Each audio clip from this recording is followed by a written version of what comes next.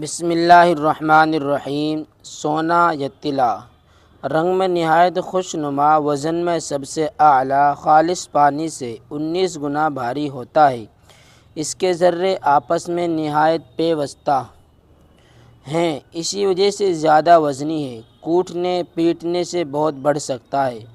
طبق گر جب دو چمڑوں کے بیچ میں رکھ کر اس کو ہتھوڑے سے کوٹتے ہیں تو ایسے ہلکے اور مہین ورق بن جاتے ہیں کہ پھونک مارو تو ہوا میں اڑ جائیں۔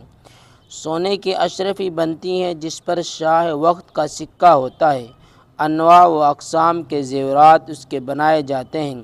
امیروں اور بادشاہوں کے بعض برتن بھی سونے کے ہوتے ہیں۔